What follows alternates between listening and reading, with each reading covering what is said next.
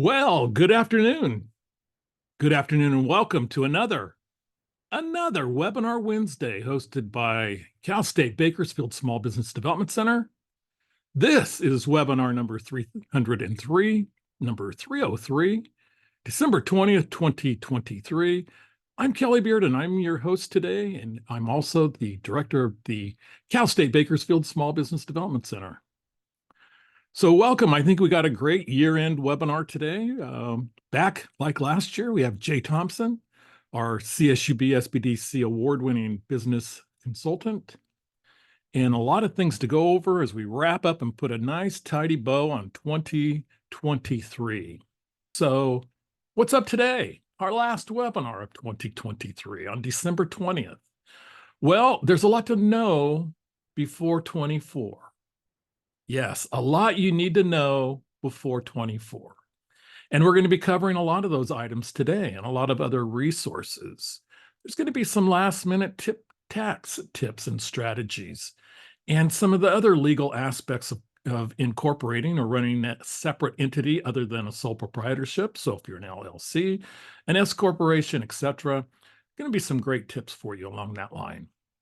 It's still coming, the Corporate Transparency Act, and they're still making changes as we go. So we'll give you the latest changes, kind of what is going on with the Corporate Transparency Act and the filing that you're going to need to do sometime in 2024 if you are a actual for-profit corporation or an LLC in most cases. So Economic Corner, that's going to take the rest of the year off. I think it's been a nice segment on the Webinar Wednesday program for a long time. So we'll give it a little bit, maybe a mention today, but just mostly the rest of the year off. Capital Quarter, we'll take an assessment of needs and we'll look at some of the assessments that are going on. We're going to have holiday talk, which is kind of a timely topic. Yeah, pretty much. So a little holiday talk, and that is going to be some of the rumblings that I heard at a lot of holiday gatherings and meetings and talking to a lot of small business owners over the last few weeks. The great thing about the holidays is to get out and to run into and meet a lot of people like yourselves and to actually have this discussion on what's going on. We'll have quick updates on the year end and we'll have the new year beginning. As always, your questions will be answered live. So if you have questions regarding the content from today's webinar, feel free to go into the Q&A box and leave that content there. We'll have some resources to share with you, and those will be in the chat box. Our producer, Maureen Busher-Dang, will be monitoring the chat box today and adding a lot of resources and content. So we'll have that in the chat box, and actually, yes, we're going to have our poll today. So 2 questions on the poll. The first one was kind of, tried to ask it last week and we ran into a little bit of an issue with that. So I'm going to bring it back just because it's still relevant.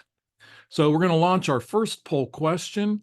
And the first poll question is, according to consumerbags.com, what is not on the list of the 29 insanely cool gadget gifts? Last week, we had this on here. So is it the light bulb camera? Is it miracle sheets? Is it the Galaxy Ball? Or is it the AI crap detector? So we do have a number of gifts that are pretty cool, and one of them, well, it's not so cool. So on there is the light bulb camera, the miracle sheets, the Galaxy Ball, or the artificial intelligence crap detector. So a little bit of gift giving here on Webinar Wednesday, and we do have 57% of you participating. Thank you for jumping in. We are going to actually in the poll, give you another couple of moments to jump in, and then in the poll, with 57% of you participating, last chance to get in, and we'll end the poll and share the results. And half of you think it's the AI crap detector, and half of you are correct. Yeah, great invention though, great idea for something that would really be helpful, not only in 24, but obviously in the years beyond. See if you can come up with some type of a crap detector for the stuff that's going to be spit out by artificial intelligence. We did have 25% of you say miracle sheets, and that was number 2 on the hot gift item this year. I guess they clean themselves or something. Who knows? Light bulb camera and galaxy ball in that. And let's move on to our second poll question for today. And our second poll question is something in the news, not really too tough. I hope not anyway. So it is going to be on a fast food, and it's going to be which fast food chain is taking on McDonald's with a new colorful drink option. So it's a new concept restaurant. Is it McDonald's? Is it Burger King? Is it Taco Bell? Or is it Subway? It's like, okay, Starbucks has been reaching into food and, other things, and some of the fast food restaurants are taking exception to it. So one of them has come out and said, we're going to actually compete with Starbucks, or at least try a new concept, a new brand that serves up colorful drinks and a lot of fun things like that. So fun food. So I think a lot of you are up to speed on this particular topic. We do have 60% of you participating. So we'll go ahead and in the poll, last chance to jump in. There we go. 66% of you participating and 70% of you, McDonald's, you are correct. McDonald's is floating a new concept called the Cosmax brand. And the Cosmax brand will have colorful drinks, what we used to call back in the day food items that have like churro frappes and pomegranate hibiscus slush. Can't wait. So we will stop sharing. Thank you for participating in today's poll, and let's move along. So did mention, I got into a lot of holiday talk over the last few weeks. And one of the questions that came up a lot is, what should I do to my business? What should I do to get my business on track or to have a better year in 2024? So in thinking it over and a lot of the business ideas and concepts that come up, number one is maybe understanding your cash flow needs and plan accordingly. So with cash flow needs, it's not always understanding what you need potentially this week or this month, but maybe being able to plan ahead with cash flow and look at some of the suggestions that were offered a few weeks back in our 300th webinar. So understanding your cash flow needs and trying to figure out what your cash flow is going to need and to plan accordingly. I'm a big cash flow guy. That one had to come up first and foremost. Another thing, maybe what you might consider to do in your business is to focus on your strengths, but don't ignore your weaknesses. So on that is realizing what your strengths and weaknesses are. And there's some resources out there. I know at the SBDC with our new interns and some of our staff and our consulting team is we do a tool called Strength Finders to find out what those strengths are. But obviously, I think a lot of small business owners really know what their strengths are. And oftentimes they excel at their strengths, at what they're good at what they're comfortable doing, and what's fun for them, rather than the things they're not as good at. And I think a lot of that is human character. So oftentimes, though, we end up ignoring our weaknesses that can put us in a vulnerable position in our small business. So where it's okay to focus on your strengths, don't ignore your weaknesses. Other key is going to be, anticipate and understand the new law changes and how they affect your business. So there will be, because we are in the state of California, there will be a lot of changes that happened as of January 1st. There will be some on a federal basis, such as the CTA and others. So what you need to do is you need to not only understand what those changes are, but anticipate how the new changes are going to affect your business. One of those new changes we'll mention a little bit more in detail is the minimum wage for 60 or so fast food or franchise type businesses that'll go to $20 an hour. So we'll talk briefly about that in a few minutes. But also, if you're going to need to comply with the CTA, which we'll talk about also, that is something that you really need to worry about as far as that and other licenses and rules and regulations. Understand also the general economic conditions that have been changing rapidly this year, basically affect almost all businesses. So it looks like, I think from our last report from our resident economist on Webinar Wednesday, is that we're anticipating a soft landing, which I think is going to be great for a lot of the smaller food businesses and others. I think that it keeps more disposable income spending toward a lot of our small businesses, but really monitoring that situation is important as well. And also, our resources are plentiful. There's tons of resources out there that we don't even scratch the surface on here on Webinar Wednesday. Find and use them and ask the appropriate questions to get the most out of these resources that are either free, such as SBDC advising, or cheap, which are a lot of the other resources that we talk about here. One of those resources could be our capital assessment tool for trying to figure out exactly what is your status as far as fundability. And by fundability, I'm talking about how easy is it going to be for you to get a small business loan? How easy is it going to be for you to attract other type of capital? And also, I think if you want to keep your business on track for 2024, my advice is to stay tuned, not stay tunes, stay tuned to Webinar Wednesday, and also talk to one of our advisors. So this form we've shared before. It's a tool that we have at the SBDC called our capital assessment form. And our advisors use it oftentimes when dealing with a client that is looking for funding. And really, we have not identified what the funding is going to be. Funding can go a lot of different ways. It can go with debt as far as a loan and from a variety of different resources that have different requirements. It could also be in the form of equity.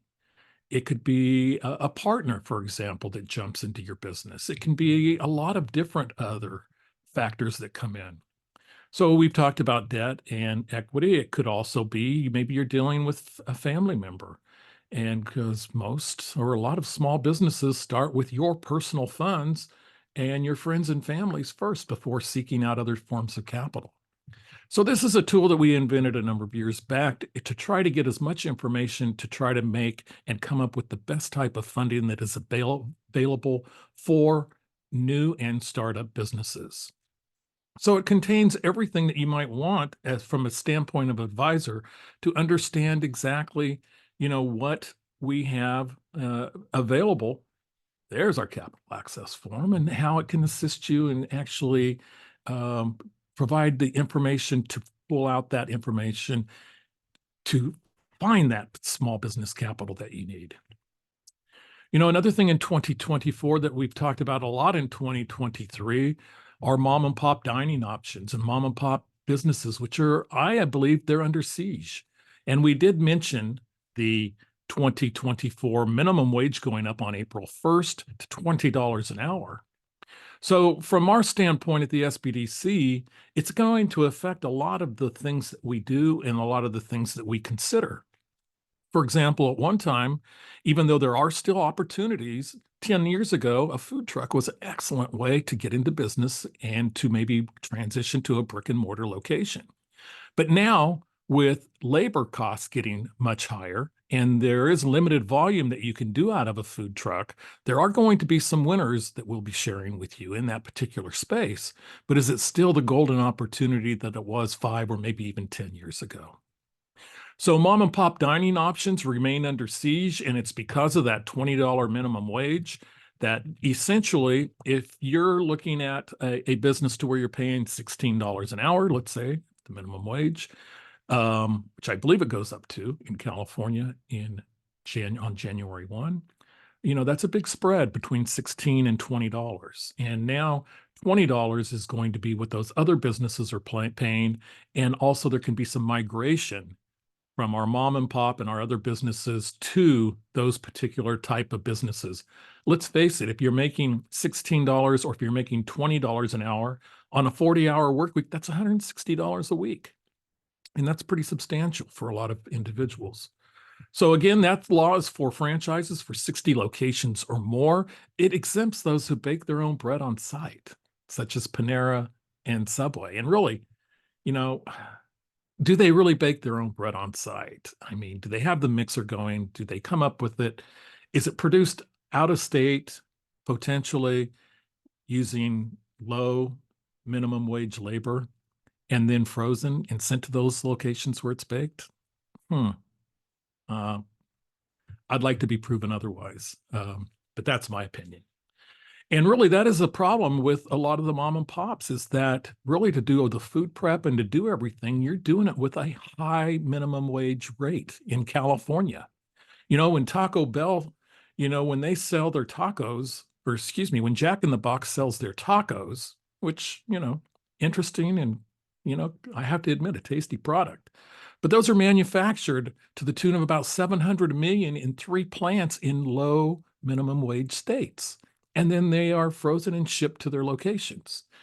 And so the cost of producing this for a lot of those types of restaurants is substantially cheaper than it is for producing food and doing the food prep and actually delivering the food. And that is why mom and pops are under siege. So we've talked a lot this year, and I'm sure you've thought I've talked too much potentially about a lot of the winter storm damage and the opportunities that were available to get low loans, low interest rate disaster loans over a long, long period of term, kind of like our COVID idle. There's a normal year. That's a non-normal year right there. And so what we ended up with essentially, this is our last opportunity to let you know that there still can be applications for economic injury disaster loans, which would be essentially a 30-year loan at 3.3% if you qualify, or also for mitigation if you suffered some other damage.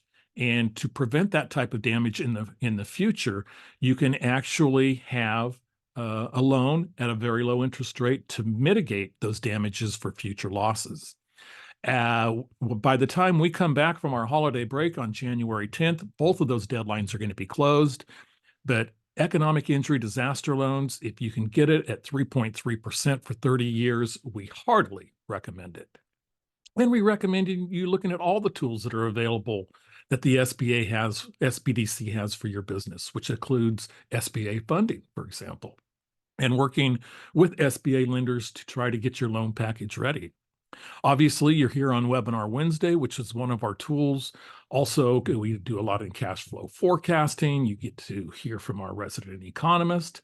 Some of the other more tangible things that are available that you could take advantage of is working with an advisor on a business plan and using Live Plan and the AI-generated form of Live Plan.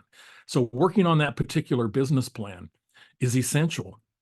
SBDCs have a national information clearinghouse that's located in Texas, and SBDC.net is a fantastic tool for those that are wanting demographic information and also a lot of industry information on, for example, your competitors and the size of the markets and other things that you're analyzing before you go into business or where you're looking at doing that expansion. So also we have the Clayton Transitional Plan, which is a leadership plan for multi-generation sourcing of your particular business. It's passing the torch from one generation to another. An outstanding presentation, 23-page document on how to do it right. Our YouTube channel has a lot of information on it. And, there it is right there, out of place. But there it is right there. So our YouTube channel is there for your beckoning. We also have some of the YouTube that I think would be good for year-in demand. If you get a little bored and you miss us during the holidays, hey, we're just a couple of clicks away from seeing the cash flow resources from Cashflow Mike Milan that was on 3 weeks ago. Also, 4 weeks before that, we had Live Plan with artificial intelligence with Josh Spiegels. Did an AI introduction with Justin Powers. And if you're looking to potentially sell your business or do some generational transitioning, those webinars are all there at your option 24 hours a day. So we encourage you to look at those. If you need some human resource hotline information, there are new laws that are coming into effect that we'll be talking about in January. But if you need information before that, there's a variety of phone numbers depending on where you're located. If you're in Kern, Inyo, or Mono counties, there's your phone number right on the top. Other counties have other numbers, but the California Employer Association is there to help you at no cost answer your particular questions. We'd love to hear your feedback from today's webinar. Take a moment to let us know the survey. You can always send me an email if you have any other concerns. You want something special for next year, if there's a program you'd like or a special guest you'd like to see us get on, let us know. And also, in 23, we spent a lot of time working with Nurture. Nurture is a nonprofit group up in the Sacramento area that works to get business startups. It's a 12-week course that's free. Grants are available for these startups with classes in English and Spanish to teach you how to run a child care or daycare business. So a daycare business out of your home and make money doing so and providing a great service for others that are working in these particularly environments. So that is going to take us to our special guest today. And our special guest is Jay Thompson, who is a lead business advisor with the CSUB Small Business Development Center. He's assisted clients since 2011 with all phases of operating, growing a small business. He has been recognized as a top advisor, being named the State Star. Yes, California is a big state. Being a state star in 2014. He was also awarded the Center Impact Award and has received numerous state honors. There he is with a couple of those fine trophies, being recognized in Sacramento on a statewide basis for his ability to find and actually assist clients in raising capital. And has he raised capital? Yeah. To the tune of over $100 million his clients have received over the last 12 years. On average, that's about a little over $8 million a year that he has helped clients find and expand and grow their particular businesses. And that's according to detailed records kept by the state. So let's bring in Jay Thompson right now. Jay, great to have you joining us. Come on in. Kelly, and hello, everybody. Hey, one thing I didn't talk about, and I want to, is, and I'm going to switch back to the slides really quickly here. And that is going to be, I wanted to get you in here before I talked about the Corporate Transparency Act, because I know that you are up on this and the law continues to evolve. So let me go over this slide and you can provide any updates before we get on with your presentation. So the Corporate Transparency Act is really a new law that's kicking off on the first of the year. Happy New Year, everybody. And before, you'd file an entity with the state government, like the California Secretary of State. You'd file with them. Now you still need to do that, but now you also, if you're electing to start a new business entity, such as a corporation or an LLC, you must file a beneficial ownership report within 90 days into a non-public database. And that is with FinCEN, which is the financial, let's see, what is this again? It's the Financial Crimes Enforcement Network, which is a federal entity which is designed and hopefully going to try to find those that are doing bad things. So then the public filing would not necessarily require a full disclosure of ownership. Many states didn't require full information, such as the ownership percentage, the personal information, including the name, the DOB, the address, government issue, etc. And before, some states, allowed entities to register without that information. So let me bring you in, Jay, and I know you're doing a lot of work in this particular area. What is new on the Corporate Transparency Act, how it reflects on this slide? Well, it seems like there's been a few little minor changes. I just came back from tax update school last week, which is concerning the 2023 taxes, and they did talk about this. So from what I understand is that if you have an existing entity, that means one that's formed before December 31st of this year, you will have all next year to file with FinCEN. If you start a new entity January 1st or later of 2024, then you have 90 days to comply.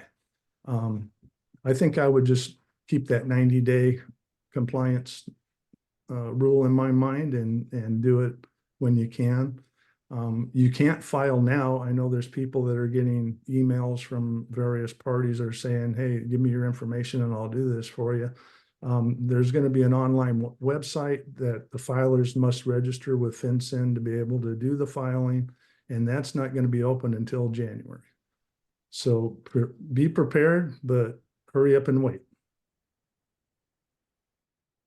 Well, that's great information and great news that they've changed it where not everybody has to be in by March 31st. So if you're an existing LLC or corporation, you have the entire year, but I like your advice of still trying to wrap it up in that first quarter. Right. And remember, there's pay attention to any updates that might come out, the first week of January, because just so you're not cut unawares. And by the way, sole proprietors in California do not have to file, but in some states, sole proprietors register with the state. And if that's the case, then they do also have to file. good information. So we did talk about, it's mainly to curb illegal activities such as money laundering and fraud and trafficking and terrorism and the Ukraine-Russia war, etc. But it really affects and really can touch into a lot of people. And the way I look at this is the only way that they can catch people is if they don't file. So it sounds like they're going to come down hard on people that don't actually get this filing done.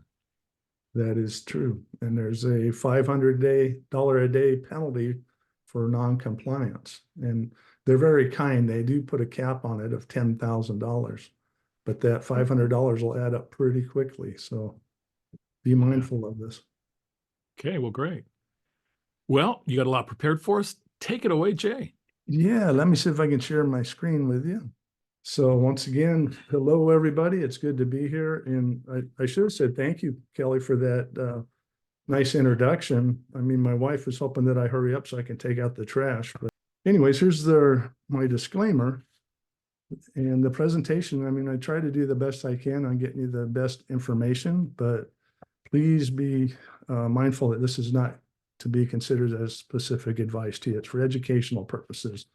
And my hope and desire is that it'll make you think about something where you talk to your professional and see if some of these strategies or things will work properly for you. I do have 6 professional licenses and registrations. I am a tax pro, but I'm not your tax pro. So please keep that in mind. Compliance and formalities. Everybody says, Jay, why are you always talking about compliance and formalities? Well, these are one of the things where I see people get themselves in trouble all the time, because it's so easy nowadays to go online to the Secretary of State website, and in a matter of minutes, you can file articles for a corporation or for an LLC. And people think, oh, I got an LLC. Well, if you just have one piece of paper, you don't have an LLC. There's a lot of things that go along with that. And Dave Ramsey is famous for talking about a stupid tax. And a stupid tax is when you pay interest on and penalties on things that you don't need to pay if you would just have complied with what the proper procedure was. So one of the main things I see, and I saw it 3 times in the past week, is statement of information not being completed. So when you file online with the Secretary of State, your articles within 90 days of formation, you have the requirement to file what's called a statement of information. And you do that online also. It's a simple process, it just takes a few minutes, and it also has a fee with it. So with the corporations, it's a $25 annual fee. And with LLCs, it's a $20 biannual fee. If you fail to comply with this, you're subject to a penalty of $250. And you still have to pay the filing fee when they get you. If you go long enough, they will actually terminate your entity. And I've seen people thinking that they have a legal entity and they're going around operating as such, but in reality, they don't. So statement of information. Okay. So compliance and formalities. So we talked about the statement of information. And then This is also the time if you need to make any changes to your company information. Do you have a new address, or is there a new president, secretary, treasurer, those kind of things? Have directors change? You want to make those changes on your statement of information.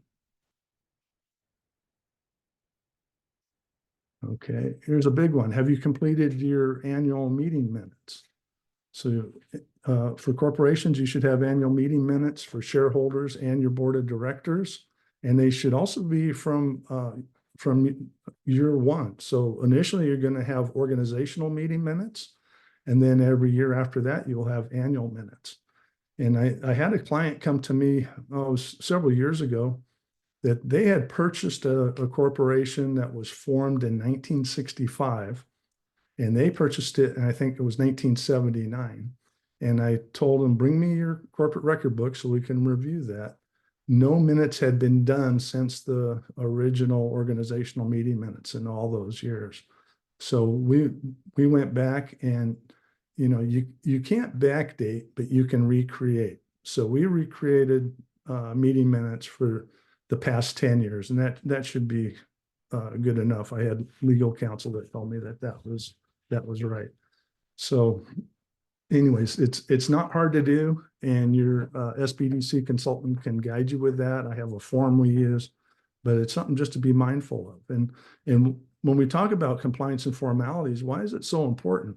Well, the thing is your corporation or LLC gives you legal protection that separates your business activity from your personal activity. So if something happens in the business, somebody can sue the business, but it shields your personal assets, your home, your bank account, your retirement, those kind of things.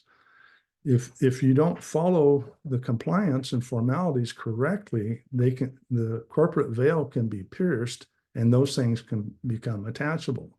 So you really don't want to be in violation of that. So another thing is, a lot of people, they think they're closing their corporation or LLC, which again, it's easy to do. You just go onto the Secretary of State website and file a form, but there's a procedure and a proper way of doing things. And a lot of times what they miss is they don't do their final tax return, or they don't terminate licenses and permits that are ongoing. And so you just want to be mindful of crossing the T's and dotting the I's so that you don't end up with some type of financial penalty. Okay, so we're going to talk about some tax reduction strategies. And when I talk about S corps, that is S corps and also LLCs taxed as S corps. They kind of fall under the same heading tax wise. So the first tax strategy is reduce your S corporation owner wages. So what does that mean? And we call it income splitting. And you can cut the payroll taxes on your S corporation owner salary by thousands of dollars in many cases. But like all of these things that we're going to talk about, there's a proper way and a proper procedure of doing these things. And I find it quite often too many S corp owners are paying themselves too much in wages and not enough in distribution, which results in sometimes them paying thousands of dollars of excess employment taxes. So a simple illustration would be if you say you had $100,000 profit and you paid yourself that in a wage, employment taxes, the employee and business owner side come to 15.3%. And again, that's not income tax, that's the employment tax. That's your FUTA, FICA, Medicare, all those things, Social Security. So on 100,000, that's $15,300. Well, if you were to do S corp income splitting strategy, and the rule is you have to pay yourself a reasonable wage. And I have software that we can run some things through that'll tell you what a reasonable wage is for your business and your structure. But for example, say a reasonable wage was 50,000. Well, if we cut your wages in half, what happens to the payroll taxes? They also get cut in half. So on 100,000 of income, where the reasonable wage would be 50,000, your employment taxes would be less than $8,000. So almost $8,000 savings. So again, don't just run out and do this. You want to talk to somebody and make sure you're doing it properly, but that's something to be mindful of because that's a lot of money. Number two, health insurance. So a lot of people deduct health insurance incorrectly when they have an S corp. So to deduct it properly, you need to increase the owner's wages to cover those health insurance premiums. And what happens is the S corp will establish the health insurance plan for the owner. Then the health insurance premiums are paid and included on the W-2 of as taxable wages. And then finally, as long as the owner qualifies for the self-employed health insurance deduction, this is going to be claimed on page 1 of your 1040. So it flows through to your personal tax return, and then you realize the deduction there. Number 3, employ your children. So if you have minor children under 18, this is a great strategy. So an S corp would have to pay taxes on a child if you put them on payroll. But if you have an LLC or a sole proprietorship, you can pay your children, what is it, for 23, the standard deduction is $13,850. So that you could pay them up to that amount, which is a tax deduction for your business. So it lowers your taxable income. And then if it's under that amount, your child doesn't have to pay any tax on that. Now the strategy works best with minor children. And if you do have an S corp, there's a strategy you need to employ to do this correctly. Sole proprietors can do it at will, and so can most LLCs. But there's just something else to think about there. So how can we get that taxable income down to a manageable level, right? So another useful tool that you can implement. Strategy 4. Sell your home to your S corporation or an S corporation. You might not want to sell it to your operating business and convert it to a rental before converting it to a rental property. So usually it would be suggested tax-wise that the best strategy for holding rental real estate would be a partnership LLC. But say you have a home that you bought 10 years ago for $200,000 and now it's worth $400,000 and you want to convert it to a rental.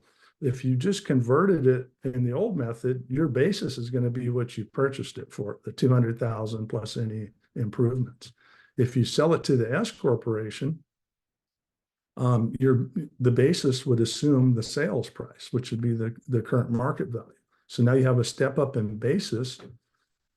And there's no tax that you have to worry about because when you sell your private home, if you've lived in it in 2 of the last 5 years, you get a $250,000 exclusion individually and a $500,000 exclusion for a married couple, right? So there'd be no tax there, and you'd have a step up in basis. So just something to think about. Number 5. Reimbursement of your home office expenses. So you can have a physical office location away from your home that you operate your business and also have a home office and have deductions for that. Most of us that have small businesses, we have offices, but we take our work home. We do email or we'll make phone calls and whatnot. So it's perfectly legitimate to be reimbursed for some of those expenses. And that not only includes the home office space, but internet, you can get into utilities and all kinds of things on there. And again, there's a procedure and a formula, and you want to talk to your tax professional, but be mindful. And if you are in the situation where you have a business and you do work from home on occasion or all the time, and there's not deductions on your tax return, you need to think about that. You're losing money. Number 6, rent your home to your S corporation. So they call this the Augusta rule, and this came into play, I think, back in the 80s. It's IRS code 280AG. You can look it up for yourself. But basically, you can rent your home for 14 days, 2 weeks a year, And whatever income comes off of that is not taxable. You don't have to pay tax on it, and you don't have to report it. So Augusta, where the golf course is, they used to have people there that would rent their homes out every year, and these are wealthier people who were looking for a workaround on this, and it was granted to them. So you can take advantage of this also, and this is in addition to your home office type of deduction. So why would you rent your home to your business? Well, maybe you do podcast recordings, or maybe you have company or employee parties or whatever. You could have a pool day at your house for your employees with a barbecue, and you could rent the house to your business for the day. So just something to think about. Reimbursement of depreciation expenses. So S Corp owners can reimburse themselves for depreciation expenses, as well as Section 179 expenses related to their business use of a vehicle and home office where an asset is used in the business. This deduction for the corporation and tax-free is a deduction for the corporation and tax-free income to the business owner. So there's a proper way of doing your reimbursement. So what are we talking about here? Maybe you have a vehicle that's in your name, but you use it in the business. Well, you can do that, but you need to follow a proper procedure and document what the activity and what you're doing.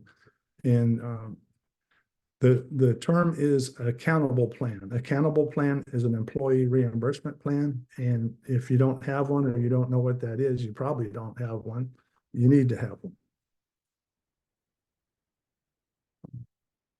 Number 8, reimbursement of vehicle expenses. So there are major tax savings with heavy vehicle expenses. So heavy vehicles are those over 6,000 pounds. And also, again, with the home office and the vehicle deduction, you can kind of double dip on the tax deductions. So again, if you have your home office as your administrative office for your business, when you get in your vehicle and go down the driveway on a business meeting or appointment, the mileage ticker is ticking. If you don't have a home office, and say your office is 10 miles away, the mileage doesn't start until you're at that home office or 10 miles away. So it's important that you are mindful of this and take advantage of these strategies. Reimbursement of travel expenses. So travel expenses for business-related purposes are deductible. And a lot of people are afraid to take them or whatnot, but usually the fear comes from not knowing how to do it properly. So don't be afraid. You want to have business meetings deducted, as your S corporation is required to have an annual meeting of shareholders and directors.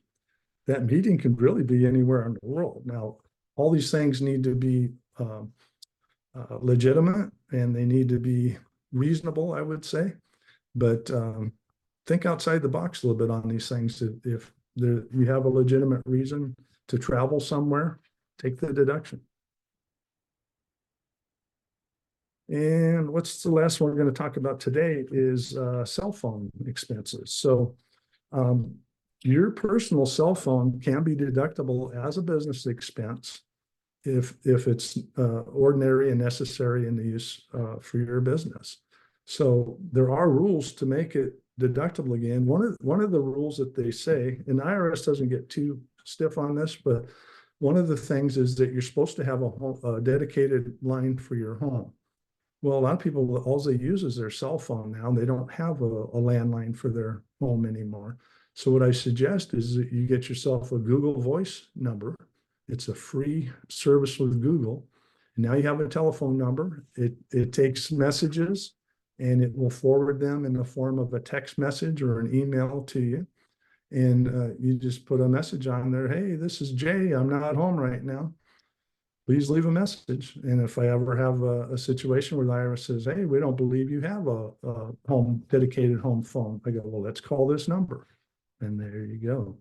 So there's so many more things that can be done and taken advantage of.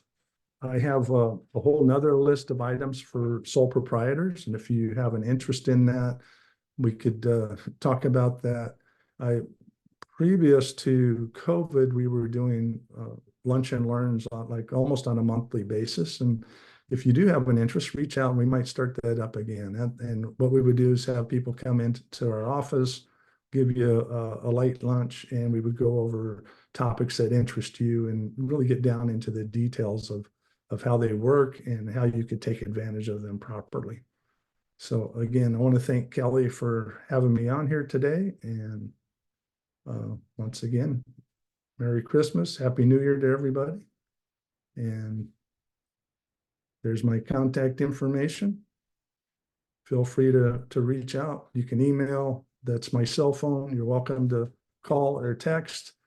I tell people if I'm in a meeting or sleeping, I'll call you back later. So nobody bothers me by reaching out. Great, Jay. Fantastic information. Got some questions. Let's go to the Q&A box and let's hit some questions first. Question number one, meeting minutes for LLCs. Meeting minutes for LLCs, yes. I would say you want to follow the same corporate compliance that you do for S corporations and corporations. Now, I know a lot of people say, they're not as strict on the compliance, but here's what happens. And I've seen the bad side of not doing these properly.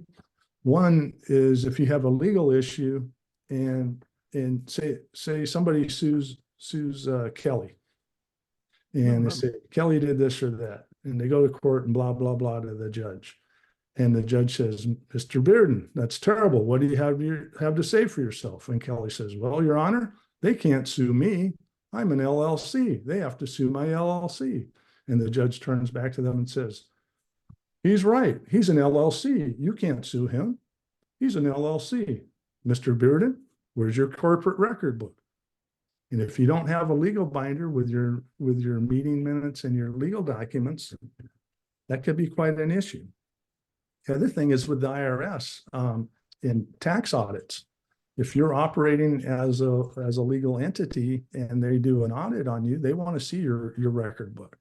So you better have your minutes in there, and you better have all the formalities completed properly, or they can disallow the entity, which puts it through as sole proprietorship, and it'll increase taxes. And then there's interest and penalties on top of it. So it's not a good place to be. It's easier to follow it properly than to slide around. And I know people have done it for 30 years and never got caught. Well, I don't want to be the guy that gets caught. No, you don't. You don't want to be that guy. Or you'll be going up like this, potentially. Okay, next question. We are kind of related. We are an LLC, but not paying ourselves any wages. Well, if you're an LLC, you're not paying yourself Jay? any wages, that's not a problem. But it's I not guess it is a problem. I mean, you should be making money, but if you're an S corp, again, the rule is, or if you're taxed as an S corp, the rule is that you pay yourself a reasonable wage. So if there's no income, I would argue that a reasonable wage is zero, right? Mm-hmm. But if you do have business activity, that's when you start thinking about these things. Okay, our next question was from around the 12:30 moment. And it is, which form is it we need to file? So at that timeline, I'm assuming we were talking about the C. Oh, there's going to be a website. Corporate Transparency portal. Act. Yeah. There's a website portal to log in to do the filing. But again, that information, this is the great thing about this law, the Corporate Transparency Act, is that becomes effective on January 1, but still a lot of the questions haven't been answered. The paperwork and the forms have not been fully updated. And a lot of that information is going to be coming to you in January rather than in December. Yeah. And I think after 2024, it'll be done with it can be done by your tax professional. The tax software right now doesn't have the ability to file for the CTA, but I assume, I don't know 100% for sure, but I assume that it will be included in that. Okay, our next question is, we would like to register as an S corporation, but forgot to. And our business is established in 2021. Is it still time to do so? Yeah, you need to do it. I think the rule is within 75 days of the year. So you have until like March 15th. You can't do it for this year, but you can be able to do it for 2024. Yeah, so if you're like if you don't do any registrations, you're automatically assumed to be a sole proprietorship. And No, you're a C corp. If you're a corporation, if you don't do anything, right. Yeah, all corporations start as C okay. corps, and then you have to file a Form 25 So okay, to so become an S corp. I misread that. So he did his incorporation, but he would like to elect S corporation Right. status. Yes. So it's not too So, late but to do it forgot for to. 24. So, you could try to file it for the past year that could be rejected. So, but I would say, if you had a valid excuse, sometimes those will go through. But I would just say go forward and in 24, just file it in January, February, or the first part of And, March. and a follow-up question to that is, can we not get any income or distribution in the first year and keep the benefit reinvested in the corporation? No.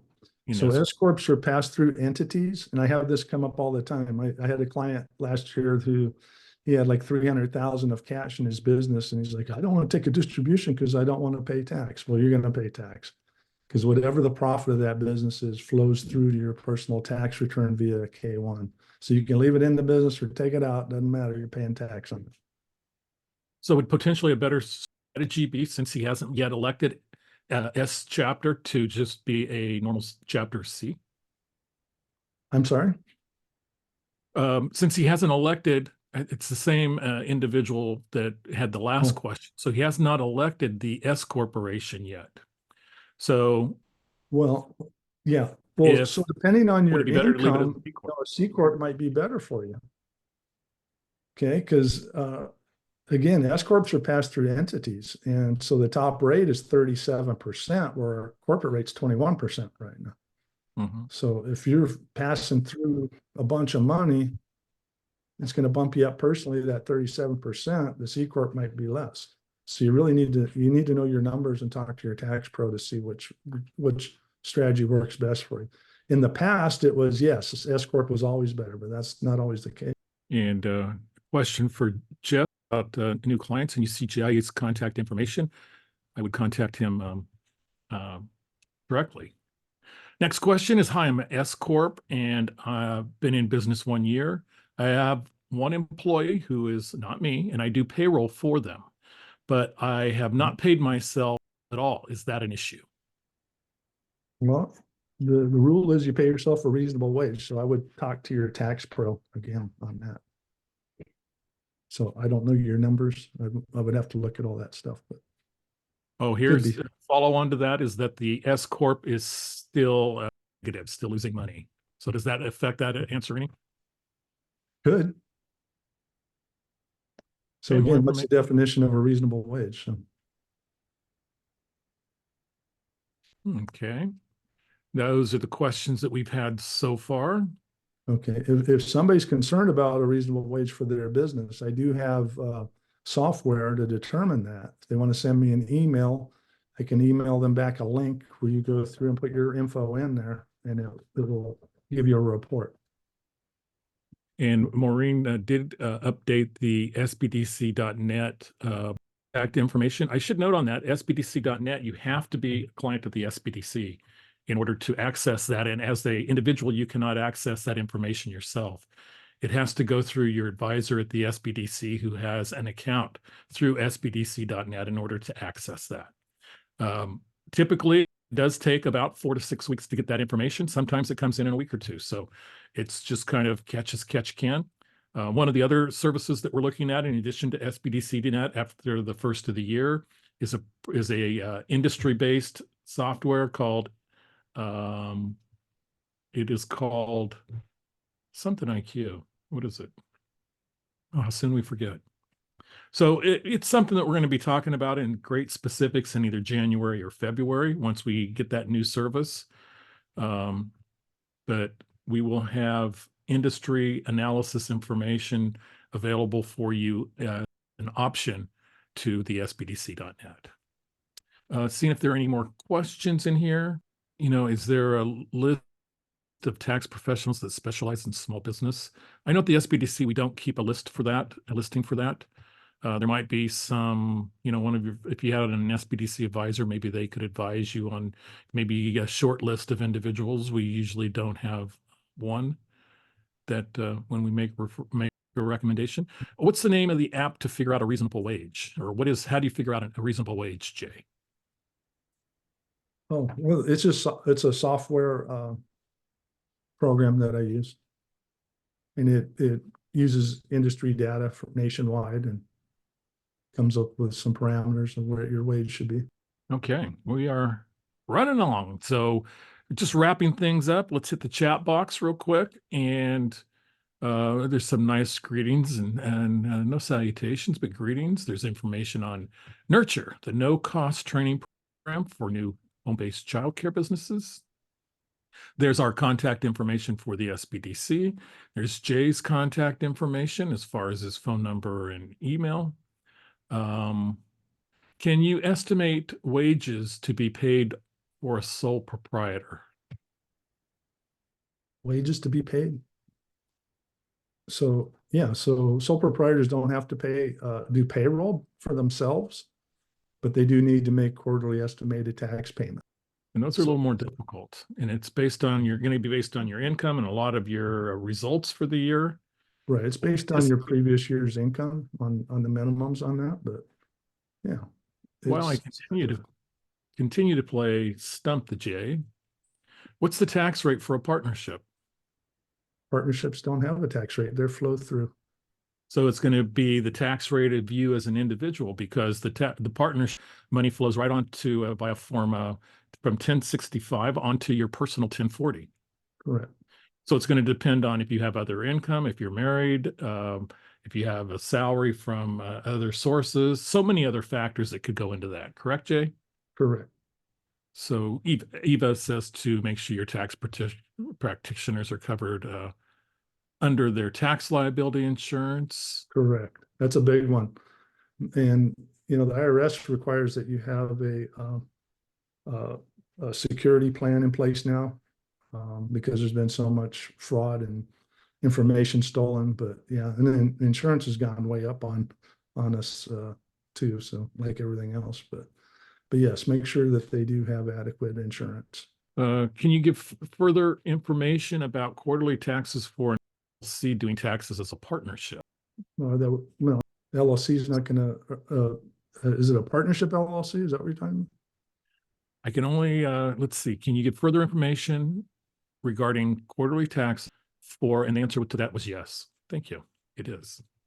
So can you give further information about quarterly taxes for an LLC doing taxes as a partnership? Yeah. So again, it's going to be on your personal tax return. That's a flow through entity. So as it flows right on your personal taxes, it's going to be impacted by whatever else is happening in your financial world. So you're either gonna be a Schedule C or go to Schedule E on your tax return. So. Well, I couldn't stump the Jay, and I tried. So, Jay, fantastic stuff. All right, pleasure to be here. And Jay is available for consultation through the SBDC for a lot of issues. As we mentioned, we kind of stay out of the arena of tax and legal, even though we do provide information for you to consult with your tax advisor. Okay, well, that's going to wrap us up. Holiday season, a Merry Christmas, Happy New Year, and we'll see you next year.